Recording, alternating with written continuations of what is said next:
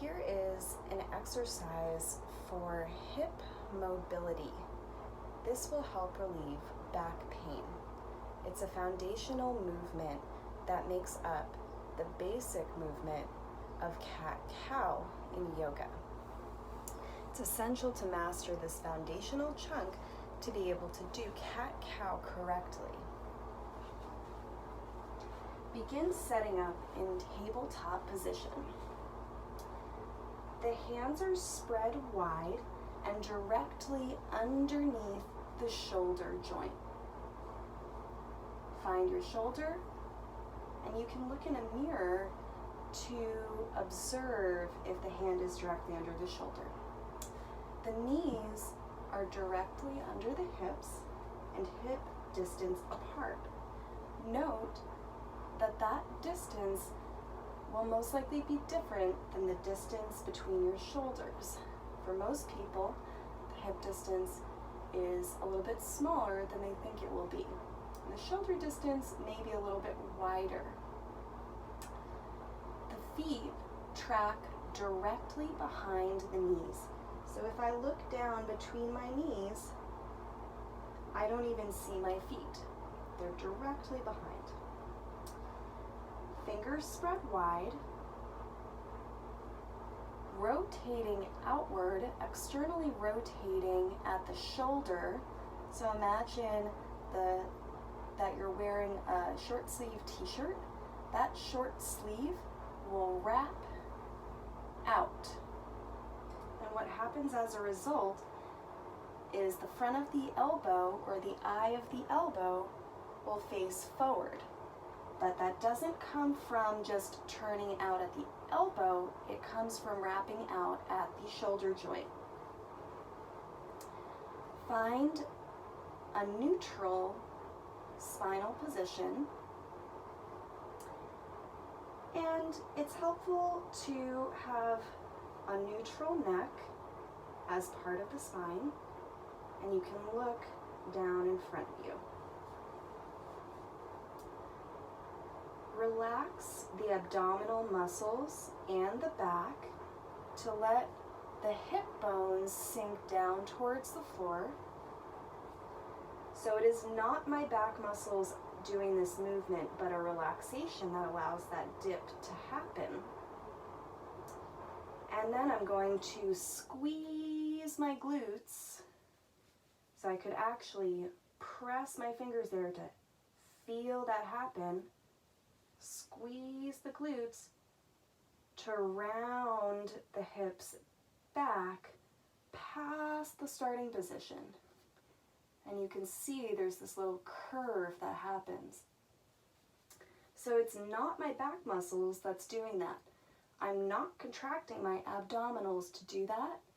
I'm contracting my glutes, squeezing the glutes. And then repeat. Let everything relax. The hips sink down. Squeeze the glutes, rounding back.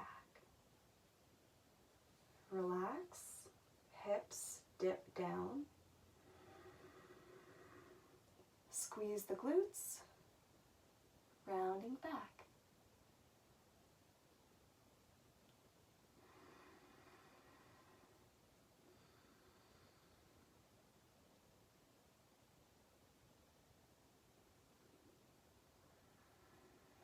And you also can notice that my spine does move or articulate a little bit, but I'm not making that happen from my back. It's a byproduct of the glutes being the engine for the movement, while the spine is like the caboose coming along for the ride.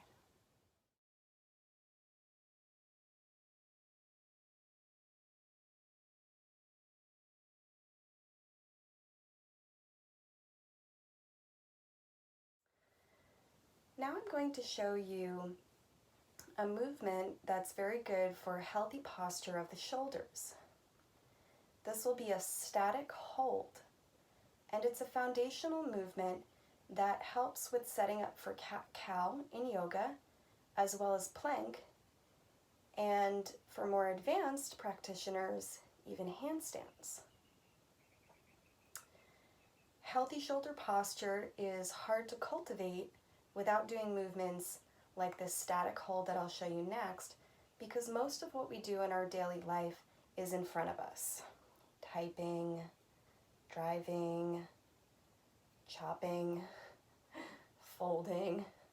Even my work, massage, my arms are in front of me.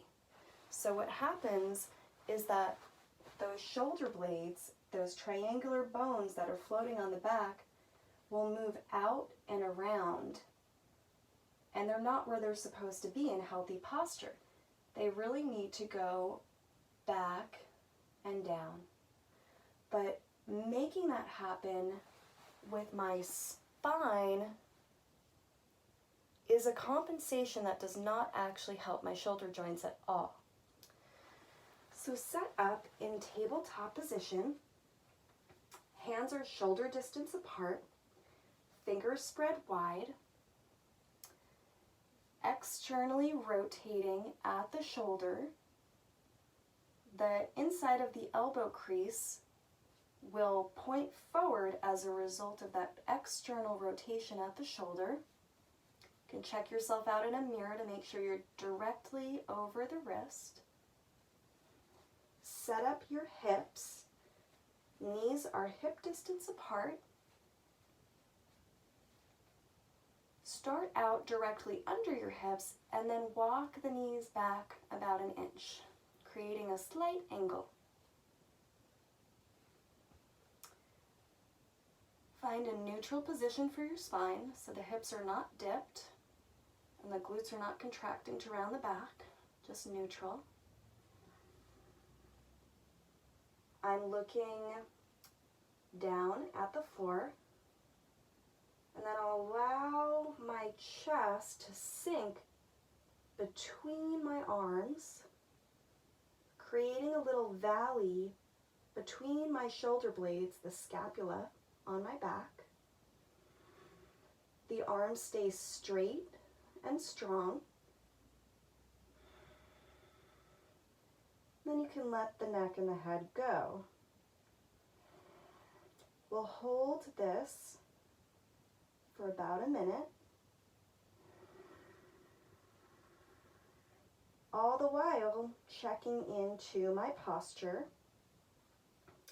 Are my hands shoulder distance apart, fingers spread wide, thumbs straight, shoulders not shrugging, sinking my chest down. Again, checking in to make sure I'm not creating any tension in my neck or my jaw. My back is completely relaxed here. It's as if my spine is suspended like a clothesline between 2 points, my shoulders and my hips.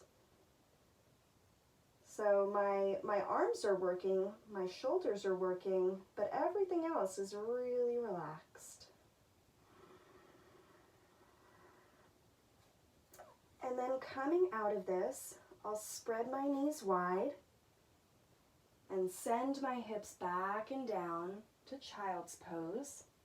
If the wrists are feeling a little sensitive because that's hard work for the wrists, I'll create little spider tents to stretch out the back of the wrists, and then rest my forehead on the floor or on a yoga block.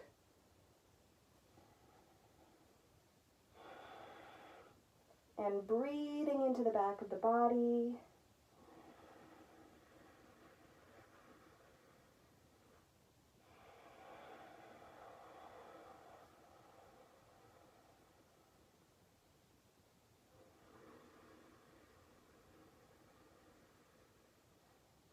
And slowly walk the hands back.